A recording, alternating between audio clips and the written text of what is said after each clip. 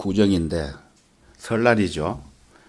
명절 때가 되면은 서로가 복 많이 받으셨어요라고 인사를 합니다. 여러분 복 많이 받으셨습니까? 네. 어이구 그래요. 그래서 금년 한 해도 영육간에 복되고 행복한 한 해가 되시기를 바랍니다. 오늘 살펴볼 하나님의 말씀은 시편 5편을 찾겠습니다. 시편 5편 1절입니다.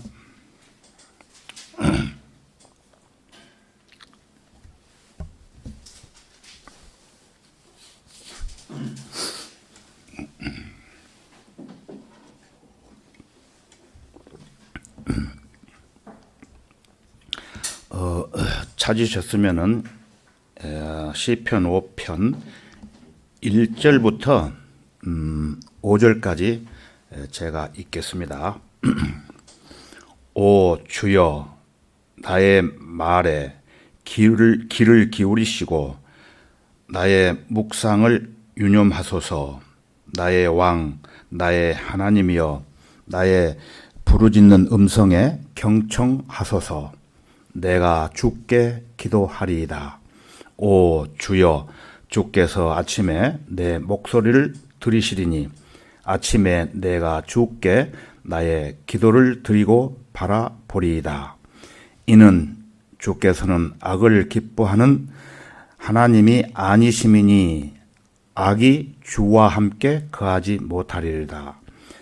어리석은 자는 주의 목전에 서지 못하리이다. 주께서는 죄악을 행하는 모든 자들을 미워하시나이다. 다 같이 기도드리겠습니다. 전능하시고 자비로우신 주 하나님 아버지, 구속함을 받은 주님의 귀한 자녀들이 주님의 보좌 앞에 나와 제상의 경배를 들을 수 있도록 인도해 주심을 감사드립니다. 그러나 이 시간에 참석지 못한 지체들도 있습니다. 명절을 맞이해서 연휴 기간 동안 각종 질병과 각종 사고로부터 안전하게 보호해 주시고 구원받지 못한 혼들에게 그리스도의 향기를 나타내도록 인도해 주옵소서. 우리의 일거수 일투족을 잘 아시는 주님, 우리의 가는 길이 어긋난 땅 길로 가지 않고 하나님의 영광을 위하여 살아가기를 원합니다. 이 시간 말씀을 선포하는 저에게 주 성령님께서 함께 역사해 주시고 말씀을 경청하는 모든 회원들에게 지각을 열어 주시옵소서. 처음 시간이 오매 마치는 시간까지 마귀일절 틈타지 못하도록 막아주시고 주님 홀로 영광 받으시옵소서. 모든 것을 감사드리며 주 예수 그리스도의 이름으로 기도드렸습니다. 아멘. 오늘 설교 제목은 이렇게 기도하라. 이렇게 기도하라입니다. 오늘 읽은 본문 말씀을 보시면은 여기에는 세 가지 요청이 언급되어 있습니다. 세 가지 언급이 되어 있는데요. 1절을 다시 보시면은 나의 말에 귀를 기울이시고 유념하소서 이렇게 되어 있고요. 2절을 보시면은 나의 부르짖는 음성에 경청하소서. 즉 귀를 기울이시고 유념하소서, 음성에 경청하소서. 이것은 우선 내 말을 들으시고 그 다음 내가 말하고 있는 것을 숙고하시고 그 다음 그것을 호의적으로 받아들여 주시라는 것을 의미하고 있는 것입니다. 다윗은 하나님을 아버지라고 부르지 않고 나의 왕, 나의 하나님이라고 부르고 있습니다. 그러나 신약에서는 그리스도께서는 교회 안에 각 지체들에게 왕이 되시지만 교회 자체의 왕은 아니십니다. 오히려 그리스도께서는 교회의 머리가 되십니다. 3절에 보시면은 내가 주께 나의 기도를 드리고 바라보리이다라는 것은 신약 성경 사도행전 1장 10절과 고린도후서 12장 4절처럼 문자 그대로 위를 바라보는 것을 의미하는 것입니다. 구약에서 기도할 때 표준적인 자세는 하늘을 향해 거룩한 손을 들고 기도하는 것이었습니다. 다니엘은 무릎을 꿇었는데 무릎을 꿇을 때 그의 두 손을 들어 올리고 기도를 했던 것입니다. 솔로몬도 역시 역대하 6장 12절과 열왕기상 8장 54절을 보면은 무릎을 꿇고 하늘로 그의 양손을 펴고 이 모든 기도와 간구로 주께 기도하기를 마치고 주의 제단 앞에서 일어나 서서 큰 소리로 이스라엘의 온 회중을 축복하였다는 말씀이 기록되어 있습니다. 그래서 오늘날 제도 교회에서는 이와 같이 구약에서 하던 방식 그대로 목사들이 손을 들고 교인들을 향해서 축복 기도를 하고 있고, 이에 따라 교인들도 그 배운 것을 그대로 답습하면서 자기 손을 들고 하늘을 쳐다보며 기도하는 사람들이 많습니다. 이것은 형식적인 이러한 기도는 하나님 앞에 올바른 기도가 아니라는 것을 우리는 알고 있습니다. 그리고 본문 3절에 보면은 오 주여 주께서 아침에 내 목소리를 들으시리니, 이 말씀에 따라 아침에 드리는 기도라고 불리지만 오늘날 그것은 크게 중요하지가 않습니다. 시편 55편 17절에 가서 보면은 다윗이 하루에 3번 기도하는 장면이 나오기 때문에 그렇다고 해서 아침에 이 기도만 했다고 생각할 필요는 없다는 것입니다. 사도 바울은 에베소서 6장 18절에서 모든 기도와 간구로 항상 성령 안에서 기도하고 이를 위하여 모든 성도들을 위해 모든 인내와 간구로 깨어 있으라고 부탁을 합니다. 기도로 내가 하나님과 대화한다고 생각해 보세요. 그 기도는 항상 성령 안에서 앉으나 서나 무슨 일을 하든지 모든 성도들을 위해서 중보 기도를 해야 된다는 것입니다. 자기 자신의 개인적인 요구에만 국한된 기도는 너무나 소극적이고 제한적이며 이기적인 죽은 기도가 되는 것입니다. 자, 이렇게 기도하라. 첫 번째, 하나님을 향해서 기도해야 됩니다. 사도행전 12장 5절에 가서 보면은 그리하여 베드로는 감옥에 갇혔으나 교회가 그를 위하여 하나님께 쉬지 않고 기도하더라, 이런 말씀이 기록되어 있습니다. 우리는 여기서 하나님께라는 표현에 주목할 필요가 있습니다. 그래서 능력 있는 기도는 하나님께 바쳐지는 기도라는 것입니다. 어떤 사람은 모든 기도가 다 하나님께 하는 것이 아닌가라고 반문할지 모르지만, 그러나 그렇지 않습니다.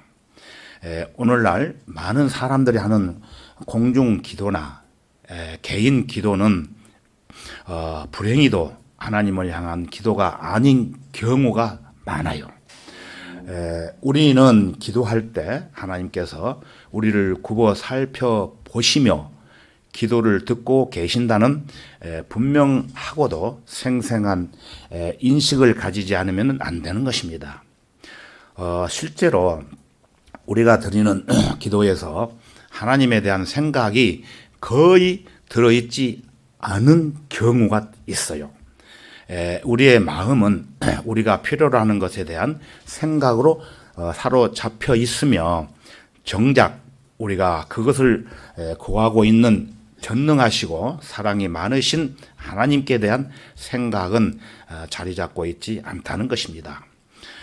즉 하나님께 사로잡혀 있지 않고 오히려 우리의 마음은 세상 여기저기를 방황하고 있다는 거예요. 그와 같은 기도에는 능력이 전혀 없습니다. 오늘날 우리의 많은 기도가 능력이 없는 그 이유는 간절한 마음으로 기도하지 않기 때문이에요. 누가복음 22장 4절에 가서 보면은 주께서 고뇌 속에서 더욱 간절히 기도하시니 그의 땀이 큰 빗방울처럼 되어 땅에 떨어지더라고 이렇게 말씀을 하셨어요. 그리고 히브리서 5장 7절에 가서 보면은 그는 육체로 계시는 날들 동안 자기를 사망에서 구원하실 수 있는 분께 심한 통곡과 눈물로 기도와 간구를 드렸고 하나님께서는 그의 두려워하심을 인하여 들으셨느니라고 말씀을 하고 계십니다. 그러나 우리는 하나님 앞으로 달려가서 일련의 간구를 급히 아뢰고는 일어나서 재빨리 나가 버리는 경우가 있습니다. 이와 같이 우리가 마음을 다하여 기도하지 않는다면 하나님께서 마음을 기울여서 우리의 기도에 응답해 주시리라고 기대할 수가 없습니다. 자, 이렇게 기도하라. 두 번째는 기도의 장애물들을 제거하는 것입니다. 기도의 장애물들을 제거하는 것입니다. 그래서 기도의 첫 번째 장애물은 야고보서 4장에 제시되어 있습니다. 우리 다 같이 야고보서 4장 1절로 가보겠습니다.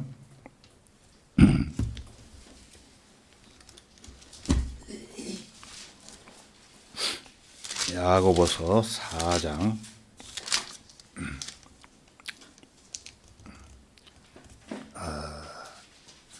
1절입니다.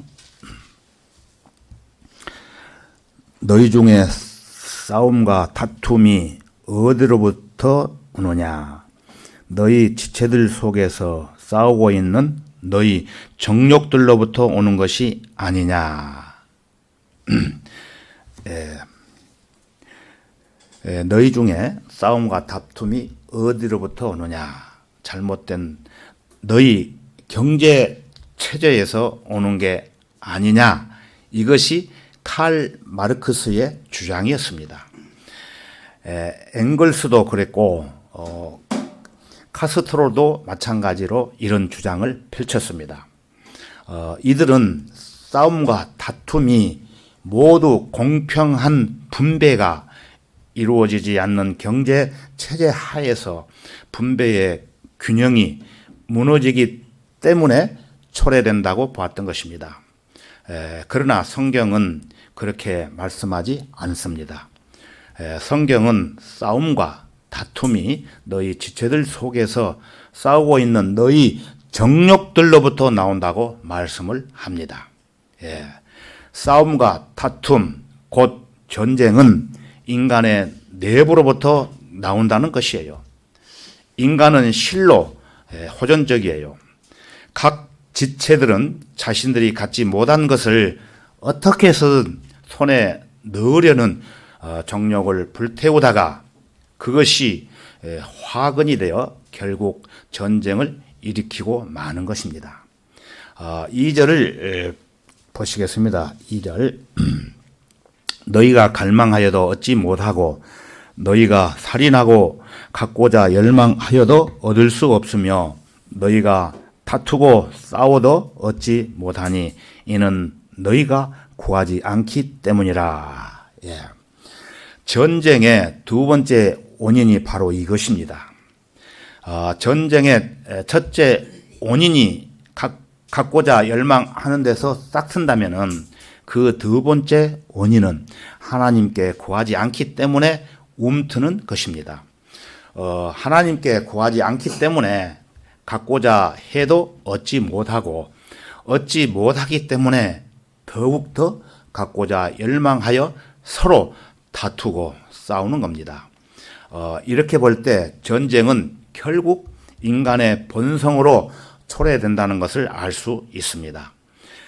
전쟁은 캐캐 묵은 경제의 구체제가 잘못되었기 때문에 터지는 게 아니라는 것이에요. 옛 경제체제가 아직도 세계 균형을 유지하고 있는 걸 보면은 그것을 우리가 알 수 있다는 것입니다. 전쟁은 인간 내부로부터 움트는 것입니다. 따라서 전쟁을 피하려면은 뭐니 해도 인간의 본성부터 개조하지 않으면 안 되는 거예요. 인간의 본성이 바꾸어야만 싸움과 다툼이 사라질 수 있다는 얘기예요. 너희 중에 싸움과 다툼이 어디로부터 오느냐? 너희 지체들 속에서 싸우고 있는 너희 정욕들로부터 오는 것이 아니라는 말씀은 바로 이 점을 예리하게 통찰하고 있다는 것입니다. 여러분 텔레비 많이 보시죠? TV가 현재 인류에게 있어 최대의 해악이 되는 까닭이 바로 여기에 있는 것입니다. TV는 하루 24시간 1년 360일 동안 한시도 쉬지 않고 여러분이 무엇을 갖고 있지 못한가를 부지런히 일깨워 주면서 여러분이 갖고 싶어 할 만한 것들을 계속 화면으로 보여주고 있죠. 그래서 여러분으로 하여금 끝내는 그것을 손에 넣고야 말겠다는 욕심을 내도록 부추기는 것입니다. 저도 이 중에 한 사람이었는데 이 설교 말씀을 통해서 고치고자 합니다. 너희가 갈망하여도 얻지 못하고 너희가 살인하고 갖고자 열망하여도 얻을 수 없으며 너희가 다투고 싸워도 얻지 못하니 이는 너희가 구하지 않기 때문이라. 너희가 갈망하여도 얻지 못하니 이는 너희가 구하지 않기 때문이라. 이 말씀을 다시 한번 깊이 묵상해 보십시오. 이것은 분명 너희가 구하면 너희가 얻을 것이라는 말씀이에요. 그러니까 갖지 못했다고 투덜대거나 낙심하기 전에 먼저 하나님께 나아가 그것을 달라고 기도부터 하기를 서슴지 말라는 것입니다. 아무리 기도해봤자 그런 것까지 하나님께서 주실 리가 있겠느냐고 여러분 스스로 제풀에 판단하고 기도하기를 단념하는 어리석음을 범치 말라는 거예요. 기도하기를 단념하고 하나님께 구하기를 포기하고 나면 여러분은 필경 무엇인가 아주 고약한 짓을 스스로 궁리하게 된다는 것입니다. 그러니까 괜히 쓸데없는 생각을 하지 말고 먼저 무엇이든지 하나님께 구하라. 주고 안 주시는 것은 하나님께서 결정하실 일이지 여러분 스스로가 결정할 문제가 아니라는 것입니다. 특히 구원받지 않은 가족들의 구원 문제를 놓고 고심하는 그리스도인들은 이 역시 기회 있을 때마다 말씀을 전하도록 하라는 것입니다. 사도행전 16장을 보면은 여러분들이 잘 아시는 바와 같이 그들이 말하기를 주 예수 그리스도를 믿으라. 그리하면 너와 내 집안이 구원을 받으리라고 하셨던 것입니다. 이때 구원받은 사람은 감옥 문을 지키는 간소장이었는데 자기 혼자서만 구원받고 그만두었던 것이 아니고 복음 전파자가 전하는 말씀을 자신이 직접 믿고 그 진리의 말씀이 가족들에게 전함으로 인해 온 집안이 하나님을 믿고 기뻐하게 되었던 것입니다. 자기 가족의 구원을 놓고 기도할 때 주님께서는 그에 대한 응답을 여러 해 동안 지연시키는 경우가 종종 있는 것을 또한 알 수가 있습니다. 그 예를 든다면은 실제 있었던 내용인데요. 미국의 남부 지방에서 살고 있었던 이름은 클로저 해리엇의 경우도 그러한 경우인데, 이 사람은 50살 때까지 농촌에서 두 아들과 함께 평생 동안 술 주정뱅이로 살다가 어느 날 친구인 샘 존스를 만나 복음을 듣고 구원을 받게 됩니다. 그래서 구원 받은 후 다시는 술병에 손을 대지 않았고, 그 이후로 아버지를 닮아 술 주전뱅이였던 두 아들의 구원을 위해 죽는 날까지 하루도 빼지 않고 간절히 주님께 기도했지만, 아버지가 눈을 감을 때까지 그 아들들은 구원을 이루지 못했던 것입니다. 그렇지만 그의 아들들은 자신의 아버지가 지난 10년 동안 얼마나 모범적인 그리스도인으로 살아가면서 자신들의 구원을 위해 헛간 모퉁이에 무릎을 꿇고 앉아 하루에도 2번씩 빼놓지 않고 기도하는 광경을 늘 보면서 구원받아야 되겠다는 마음이 동하지 않았던 거예요. 그러나 그 후 그 아버지도 세상을 떠나고 말았으니, 아버지를 묘지에 묻고 무거운 발걸음으로 집으로 돌아온 두 아들은 유산 문제를 상의하기 위해 담당 변호사와 함께 이곳저곳 집 주변과 헛간 등 아버지가 남기고 간 유산들을 둘러보는 중 헛간 모퉁이를 가게 되었는데, 바로 그때 그들의 눈에는 거기 헛간 추녀 및 맨 땅에 움푹 패여 있는 2개의 작은 구덩이가 내려다 보였는데, 그 구덩이는 하루에 2번씩 자신들의 구원을 위해 기도하던 아버지의 꿇어 앉은 무릎 자국이었던 것입니다. 10년 동안 비가 오나 눈이 오나 한결같이 무릎을 꿇고 앉아 하루에 2번씩 기도하던 자리가 아버지의 그 무릎 자국으로 인하여 오랜 연륜과 함께 2개의 깊은 구덩이로 변해 있었던 것입니다.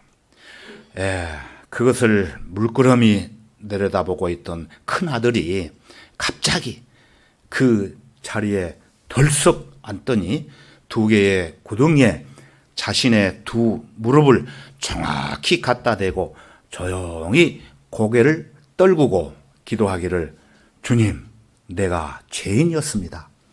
아버지가 나의 구원을 위해 그토록 열심히 기도했건만 나는 구원을 거부했습니다. 주님, 나는 지금 이 순간 구원받기를 원합니다. 아버지가 가르쳐준 대로 주님께서 나의 죄를 위해 돌아가신 것을 내가 이제 믿사오니 나를 구원해 주십시오. 이렇게 해서 그 큰 아들이 그때 구원을 받게 되었던 것입니다. 큰 아들에 이어서 이번에는 작은 아들도 똑같이 아버지의 무릎 자국으로 난 2 구덩이에 자신의 2 무릎을 갖다 대고 꿇어 앉더니 형에 이어서 똑같은 방법으로 구원받게 되었다는 것입니다. 주님께서는 클로저 해리엇의 간절한 기도를 그의 생전에는 응답해 주지 않으셨지만, 그가 세상을 떠난 직후 이렇게 기적적인 방법으로 그의 기도에 응답해 주셨던 것입니다. 구원받은 성도 여러분, 여러분은 여러분의 자식과 가족을 위해 또는 가까운 친척, 친구, 주인들을 위해 이렇게 끈질기게 기도해 보셨습니까? 기도뿐만 아니라 어떠한 어려운 환경에서도 그들이 구원받을 수 있도록 최선을 다해 행동으로 옮겨 보셨습니까? 예. 그런데 제가 알고 있는 목포의 어떤 형제는 의과 대학을 졸업하고 병원장으로 근무하다가 육신의 병 약함으로 인해 활동을 할 수가 없어서 자기 집에서 거주하면서 주님을 섬기는 가운데 본인이 평소에 알고 있던 지인들에게 복음을 전하기 위해 기도하며 한글 킹제임스 성경책과 또한 필요한 서적들을 여러 사람들에게 보내고 있다는 간증을 얼마 전에 들었습니다. 그래서 그 중에 몇몇은 듣기 싫어도 또 대화하지 않으려고 하는 사람도 있지만, 그러나 포기하지 않고 휴대폰을 통해서 끈질기게 밀어붙임으로 인해 그들이 진리를 깨닫고 너무 좋아하더라는 얘기를 들었습니다. 하나님께서 그 형제를 보실 때 얼마나 기뻐하시겠습니까? 우리는 때를 얻든지 못 얻든지 어느 곳에서 무엇을 하든지 구원받지 못한 모든 사람들에게 복음을 전해야 되는 것입니다. 너희가 다투고 싸워도 얻지 못하니 이는 너희가 구하지 않기 때문이라는 이 말씀은 많은 그리스도인들이 하나님으로부터 공급받지 못하고 있는데 그것은 그들이 구하지 않기 때문이라는 거예요. 하나님께서는 너희가 기도하지 않고 구하지 않기 때문에 나는 너희에게 줄 수 없구나라고 말씀을 하시는 것입니다. 자, 기도의 두 번째 장애물은 야고보서 4장에 제시되어 있습니다. 우리 다 같이 야고보서 펴져 있죠. 4장을 3절을 보시겠습니다. 3절. 구하여도 받지 못함은 너희 정욕에다 쓰려고 잘못 구하기 때문이라, 이렇게 말씀하고 계시죠. 여러분이 무엇을 원하면서 그것을 얻지 못함은 먼저 하나님께 구하지 않기 때문이지만, 구하여도 얻지 못함은 여러분 자신의 정욕을 위해 그것을 쓰려고 구하기 때문이라고 이 구절에서 말씀하시고 계시는 것입니다. 여러분이 구하여도 얻지 못한다면 소용없는 일을 하는 것이니까 잘못일 수밖에 없다는 거예요. 그러므로 무엇인가를 구하되 그것을 하나님의 일을 위해서 하나님의 뜻에 합당하게 구해야 하나님께서 그 요구를 들어주신다는 것입니다. 자신의 정욕을 이해하는 것은 세상과 친구가 되고자 하는 것이고 곧 하나님과 원수가 되고자 하는 것입니다. 이기적인 목적은 기도로부터 능력을 제거시키는 거예요. 어떤 것이든 허락하시는 분은 하나님이시기 때문에 여러분이 만약에 육신적인 욕망이 동기가 되어 기도를 드린다면 하나님께서는 응답해 주시지 않으신다는 것입니다. 이 무응답이 바로 여러분을 위한 최선의 응답이기 때문입니다. 기도의 참된 목적은 하나님께서 그 응답을 통하여 영광을 받으시게 하는 데 있는 것입니다. 자, 기도의 세 번째 장애물은 이사야 59장에 제시되어 있습니다. 우리 다 같이 이사야 59장 1절로 가보겠습니다. 이사야 59장 1절입니다.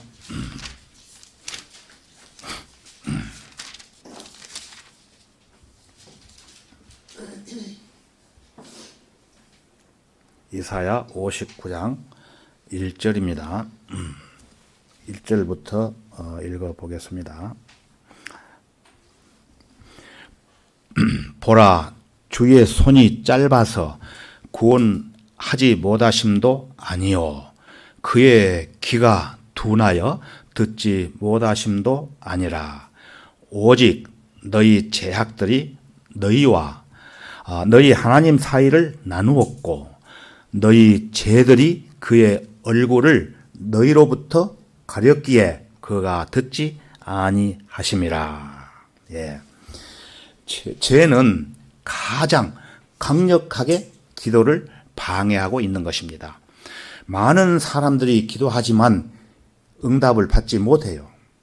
예, 그러면 그들은 응답하시는 것이 하나님의 뜻이 아니라는 생각을 갖게 되든지 또는 하나님께서 응답하셨다면 그 응답은 이미 끝나버렸다고 생각하게 되는 것입니다. 유대인들은 이와 같이 생각을 했던 거예요. 그들은 주님의 손이 짧아서 구원하지 못하며 귀가 둔하여 더 이상 듣지 못하신다고 생각했던 것입니다. 그러나 사실은 그렇지 않습니다. 하나님의 귀는 언제나 듣기 위하여 열려 있으며 주님의 손 역시 구원하시기에 능력이 있으십니다. 그러나 장애물이 하나 있는데 바로 그들의 죄악이었던 것입니다. 하나님과 인간 사이의 교제를 막는 것은 바로 인간의 죄악이 하나님과의 교제를 방해한다는 것입니다. 오늘날 수많은 사람들이 삶의 죄악 때문에 결과적으로 헛되이 하나님을 부르고 있습니다. 그것은 자백하지 않는 과거의 죄일 수도 있고 지금 마음에 품고 있는 은밀한 죄일 수도 있습니다. 죄는 어떠한 형태이든 간에 기도를 가로막는 가장 큰 장애물이 된다는 것입니다. 그러므로 자신의 기도가 효력이 없음을 발견했다고 해서 무조건 그가 하나님께 구하는 그 일이 하나님의 뜻에 따른 것이 아니라고 결론을 내려서는 안 되는 거예요. 오히려 그 기도가 왜 응답받지 못했는지를 살펴보고 주님께 나아가 주님과 올바른 관계를 회복해야 되는 것입니다.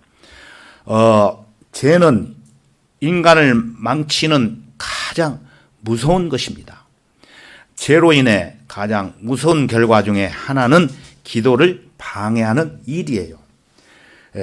여러분과 하나님 사이에 죄가 가로막고 있다면 여러분의 기도는 하나님께 상달되지 않습니다. 저는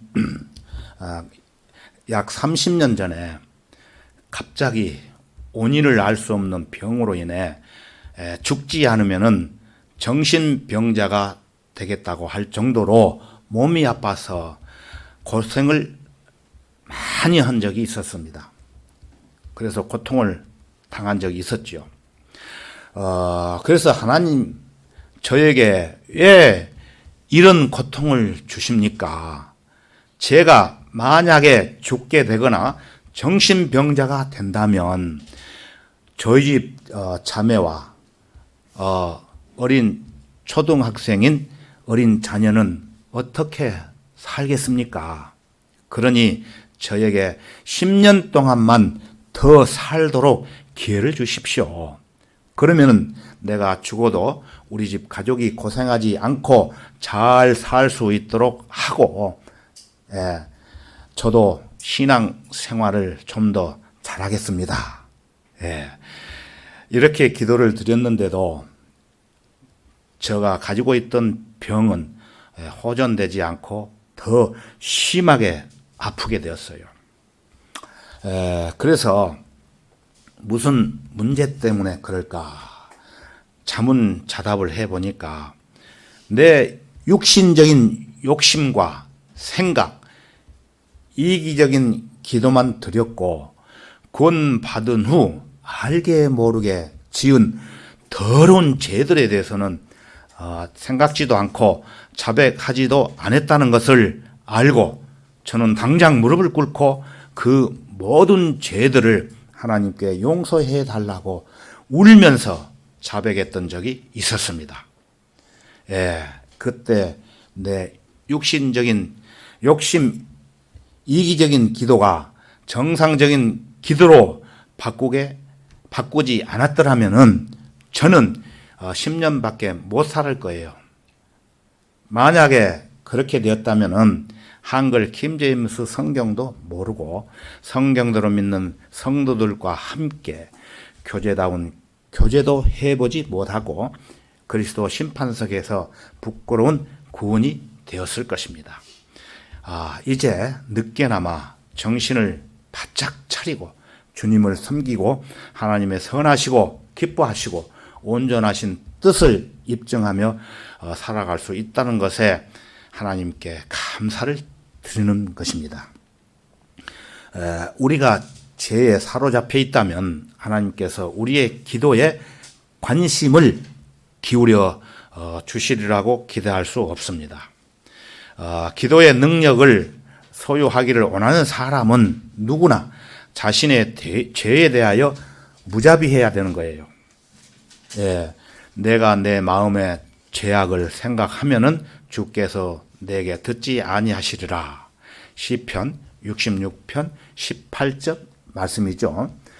자, 기도의 네 번째 장애물은 에스겔 14장에 있습니다. 우리 다 같이 에스겔 14장 3절로 가보겠습니다.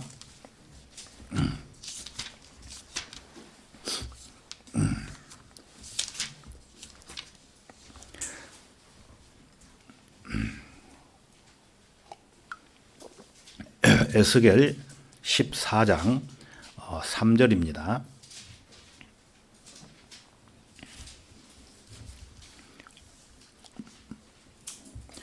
어, 14장 3절 제가 읽겠습니다. 인자야, 이 사람들은 자기들의 마음속에 우상들을 세워놓고 그들의 얼굴 앞에 그들의 죄악의 방해물을 놓았으니 그들로 내게 조금이라도 묻게 하랴? 우상이는 무엇일까요? 여기 나온 우상. 우상은 하나님의 자리를 대신 차지하고 있는 것이에요. 즉, 우리 마음을 가장 많이 사로잡고 있는 것이에요. 하나님만이 홀로 우리 마음 속에서 최고의 자리를 차지하실 권리를 가지고 계십니다. 요즘 많은 남자들이 아내를 우상으로 삼아요. 그러한 사람들은 사실상 자기의 아내를 진실로 사랑하는 것이 아니라 그들을 잘못된 자리에 올려놓을 수 있습니다. 즉, 남편은 아내를 하나님의 자리에 올려놓을 수 있다는 말이에요. 남편이 자기 아내를 첫째 자리에 올려놓고 하나님을 둘째 자리에 놓을 때 아내가 바로 우상이 된다는 것입니다. 따라서 하나님은 그들의 기도를 들으실 수 없습니다. 또한 많은 부모들이 자신들을 우상으로 삼아요. 그러나 그것은 자녀를 진실로 사랑하는 것이 아니에요. 우리가 주님을 간절히 사랑하면 할수록 우리의 자녀를 더욱 사랑하게 되는 것입니다. 그러나 우리는 자녀를 잘못된 자리에 올려놓을 수 있으며 그들을 하나님보다 더 중히 여기고 그들의 유익을 하나님의 유익보다 더 중히 여길 수 있습니다. 이렇게 할 때 자녀들이 우리의 우상이 되는 거예요. 또 많은 사람들이 그들의 명성이나 사업을 우상으로 삼아요. 명성이나 사업을 하나님의 자리에 올려놓는다는 겁니다. 하나님께서는 그와 같은 사람들의 기도를 들으실 수 없습니다. 만일 우리가 기도의 능력을 갖고자 한다면 우리가 결정해야 할 큰 문제가 있습니다. 그것은 하나님이 절대적으로 우리에게 첫째이신가 하는 점이에요. 하나님이 아내나 자녀나 명성이나 사업이나 우리 자신의 삶보다 먼저인가 하는 점을 결정해야 하는 것입니다. 그렇지 않을 경우 기도는 상달될 수가 없습니다. 하나님께서 흔히 우리의 기도에 응답하지 않으심으로써 우리가 우상을 앓고 있다는 사실에 주의를 기울이게 만드시며 나아가서 우리의 기도가 왜 응답하지 못하는가 하는 의문을 갖게 하십니다. 이렇게 해서 우리가 우상을 발견하고 그것을 내버리게 될 때 비로소 하나님께서는 우리의 기도를 들어주시는 것입니다. 그래서 인자야, 이 사람들은 자기들의 마음속에 우상들을 세워놓고 그들의 얼굴 앞에 그들의 제약에 방해물을 놓았으니 그들로 내가 조금이라도 묻게 하랴. 이와 같은 위선에 대하여 마태복음 15장에서도 예수 그리스도께서는 서기관들과 바리새인들의 위선을 이사야 29장 13절의 예언을 이용하십니다. 우리 다 같이 이사야 29장 13절로 가보겠습니다.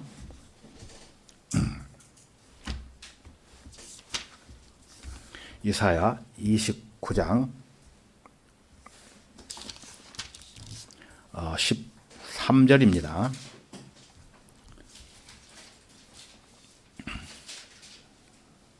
이 말씀은 예언의 내용입니다.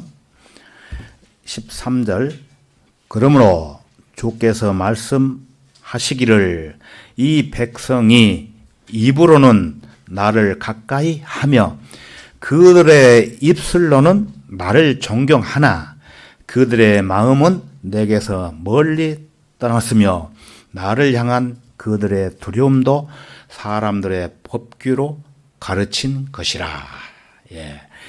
예루살렘 백성들은 하나님을 안다고 하면서 형식적으로 입술로는 하나님을 존경한다는 것입니다. 이 같은 이선에 대해서 신약 성경에서도 언급되어 있습니다. 자, 그러면 우리 다 같이 마태복음 15장 7절로 가보겠습니다. 마태복음 15장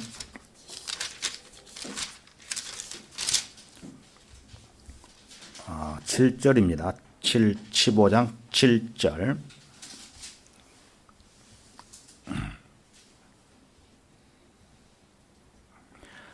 찾으셨으면은 마태복음 15장 7절부터 9절까지 제가 읽어보도록 하겠습니다. 너희 이선자들아, 이사야가 너희에게 관하여 잘 예언하였도다. 방금 전에 읽어봤죠. 말하기를 이 백성이 입으로는 나에게 다가오고 또 입술로는 나를 공경하여도 그들의 마음은 내게서 멀도다. 사람들의 계명들을 교리들로 가르치니 그들이 나를 헛되이 경배하는도다 라고 하였느니라고 하시더라.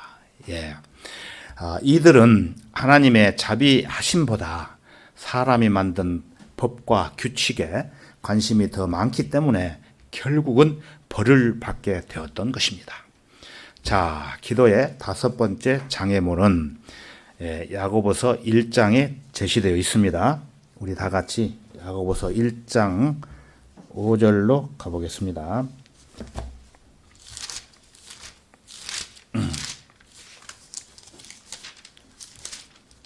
야고보서 1장 5절입니다. 5절 제가 읽어보겠습니다. 너희 중에 누가 지혜가 부족하면 모든 사람에게 아낌없이 주시고 꾸짖지 아니하시는 하나님께 구하라.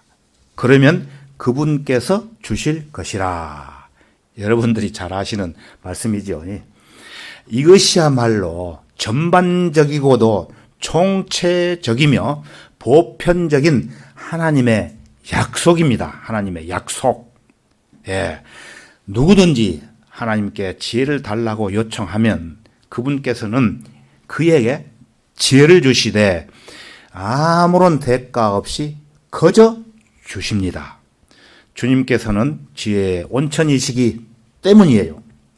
그래서 모든 지혜는 그분께로부터 나옵니다. 여러분이 그 지혜를 좀 달라고 요청을 하면 그분께서는 아낌없이 그것을 주시는 것입니다. 다른 것은 몰라도 지혜만큼은 하나님께로부터 얼마든지 무제한적으로 받을 수가 있습니다. 그런데 이러한 지혜를 얻기 위해서는 조건이 따릅니다. 6절과 7절을 보실까요? 6절 보시겠습니다.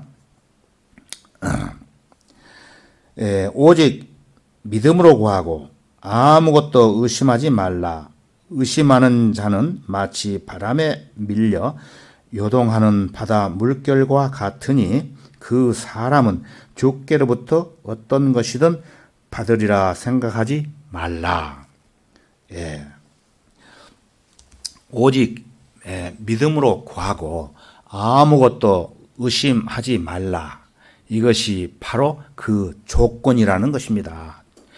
이 말씀은 여러분이 하나님께 지혜를 구하기로 마음 먹었으면은 초지일간 그 마음을 변치 말고 끝까지 구하되 절대로 이랬다 저랬다 변덕 부리지 말라는 뜻입니다. 어떤 때는 지혜를 달라고 기도해 놓고는 지혜를 얻기도 전에 자기가 먼저 해결하려고 덤벼드는 거예요.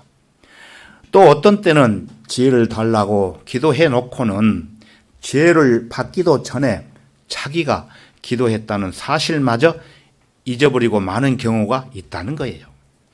여러분이 어떤 어려운 난간에 부딪혔을 때 여러분은 그 문제를 해결해 헤쳐나가기 위해 하나님께 지혜를 달라고 간구를 해요. 그래 놓고는 정작 일에 부닥칠 때면은 하나님을 까맣게 잊어버린 채 팔을 걷고 여러분의 자신의 능력으로만 문제를 해결하려고 바둥바둥 애를 쓰기도 합니다. 그러다가 일이 풀리지 않으면은 또 하나님께 기도하며 지혜를 달라고 부르짖습니다. 그래 놓고는 하나님의 응답을 듣기도 전에 획 돌아서면서 또 그만이어서 언제 내가 기도했느냐는 식으로 자신의 머리만 굴리고 앉아 있는 게 보통입니다. 이러한 여러분을 두고 여기 6절에서는 마치 바람에 밀려 요동하는 바다 물결과 같으니라고 말씀을 하시는 것입니다. 그리고 이런 사람은 7절을 보시면은 그 사람은 주께로부터 어떤 것이든 받으리라 생각지 말라. 주께로부터 어떤 것이든 받으리라 생각하지 말라고 일침을 놓는 것입니다. 이것이 얼마나 무서운 선언인지 여러분 아십니까? 이것은 좋다. 너는 지옥에 가야 되겠구나 라는 뜻과 같다는 것입니다. 그러나 그리스도인의 경우라면은 이 말이 좋다. 그리스도의 심판석에서 너는 부끄러움을 당하고 큰 손해를 봐야만 되겠구나라는 뜻과 같다는 것입니다. 자, 8절을 보시면은 8절 두 마음을 품은 사람은 그의 모든 길에 안정이 없느니라. 두 마음을 품었다는 자체가 안정이 없다는 것인데 안정이 없으면은 그 어느 것도 제대로 손에 잡히지 않는지라 더욱더 불안정해진다는 것입니다. 그래서 성경은 두 주인을 섬기지 말라고 충고합니다. 어떤 종도 두 주인을 섬길 수 없나니 그가 한쪽을 미워하고 다른 쪽을 사랑하거나 한쪽을 존중하고 다른 쪽을 경시하게 됨이라. 너희는 하나님과 재물을 동시에 섬길 수 없느니라고 누가복음 16장 13절에서 말씀하시는 것입니다. 그래서 두 마음을 품은 사람은 그의 모든 길에 안정이 없느니라고 말씀을 하셨던 것입니다. 그러므로 성경은 그렇게 불안정한 사람은 주께로부터 어떤 것이든 받으리라고 생각지 말라고 재차 강조를 하시는 것입니다. 기도는 불신앙에 의해서 방해를 받습니다. 하나님은 우리가 그분의 말씀을 전적으로 믿을 것을 요구하십니다. 주님을 의심하는 것은 주님을 거짓말쟁이로 만드는 것이에요. 얼마나 많은 기도가 우리의 사악한 불신앙으로 인하여 방해를 받고 있는지 모릅니다. 우리는 하나님께 나아가 우리의 필요를 아뢰지만 실제로 받으리라고는 생각하지 않습니다. 기도할 때는 전능하신 하나님으로부터 모든 것을 상속받을 친아들처럼 기도하지만 기도가 끝나고 나면 고아처럼 살아가는 사람도 있어요. 그 사람은 주께로부터 어떤 것이든 받으리라고 생각하지 말라고 말씀을 하십니다. 자, 결론을 맺겠습니다. 여러분이 늘 하나님과 교제를 유지하면서 그분과 동행하는 삶을 살아가고 있다면 여러분은 어김없이 하나님의 능력 안에서 살아가고 있는 것입니다. 그러므로 여러분이 무엇이든지 주 예수 그리스도의 이름으로 그분께 구하면 하나님께서는 반드시 여러분의 기도에 응답하십니다. 만일 하나님께서 구원받은 우리를 돕지 않으신다면은 우리가 이 악몽 같은 현실 속에서 벗어나기가 힘들 겁니다. 고난과 어려움이 몰아친다 할지라도 우리는 하나님께 믿음의 기도로 신뢰하는 가운데 주님의 도우심을 받으며 위로를 얻고 피할 길을 발견하고 이 길을 극복할 수 있는 힘과 지혜를 공급받으며 하나님의 피난처 안으로 들어가 편안한 쉼과 안식을 누릴 수 있다는 사실이 얼마나 감사한 일인지 말로 다 형용할 수가 없습니다. 이러한 특권을 우리에게 허락해 주신 하나님께 늘 감사하며 늘 깨어서 기도하는 성도들이 되시기를 바랍니다. 다 같이 기도하겠습니다. 감사하신 주 하나님 아버지, 저희들의 경배를 받아주시고 또한 성경 말씀을 통해 우리에게 필요한 귀한 말씀들을 가르쳐 주시고 배울 수 있도록 허락해 주심을 참으로 감사드립니다. 오늘 저희들은 특히 기도의 장애물에 대하여 몇 가지를 살펴봤습니다. 그 중에서 구하여도 받지 못함은 너희 정욕에다 쓰려고 잘못 구하기 때문이라는 말씀을 다시 한번 각자 마음판에 새겨 보았습니다. 이제 이기적인 목적으로 육신적인 욕망이 동기가 되어 기도 드리는 성도들이 되지 않도록 주 성령님께서 도와주시옵소서. 모든 것을 감사드리며 주 예수 그리스도의 이름으로 기도드렸습니다. 아멘.